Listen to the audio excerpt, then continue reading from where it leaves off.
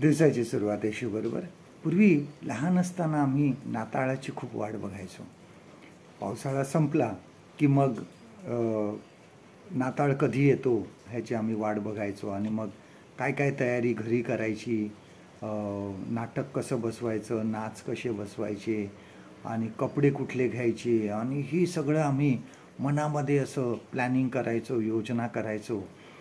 परंतु नक्की त्या डिसेंबरमध्ये काय होणार आहे हे कधी आम्हाला माहीत नसतं. परंतु तरी आम्ही त्या दृष्टीने तयारी करायचो आणि एक आशा असायची की आम्ही नाताळ चांगल्या प्रकारे साजरा करू. आणि आमची जीवन जे आहे हे जीवन असंच आहे. पुढे काय होणार आहे आम्हाला माहिती नाही. परंतु एक गोष्ट चांगली आहे की ही आशा आहे की आम्ही देवाबरोबर असू, आम्ही देवाच्या संगती असणार आहोत. कारण देवाचं वचन हे सांगतं की तो आम्हाला कधीही सोडणार नाही. आमचं हे पृथ्वीवरचं जीवन आहे हे क्षणिक आहे, परंतु आमचं सार्वकालिक जे जीवन आहे स्वर्गात आहे आणि देवाबरोबर आहे. आणि ह्या जीवनामध्ये दुःख आहे, संकट आहे, क्लेश आहे, परंतु ज्यावेळेस आम्ही स्वर्गात असू त्यावेळेस हे सर्व नसणार आहे. त्या ठिकाणी कष्ट नाहीत, क्लेश नाही, अश्रू नाहीत आणि सर्व आनंदामध्ये आम्ही देवाबरोबर, देवाच्या सहवासात राहणार आहोत. म्हणून पाऊल म्हणत आहे की पृथ्वीवरील गोष्टीकडे लक्ष लावू नका, वरच्या गोष्टीकडे लक्ष लावा.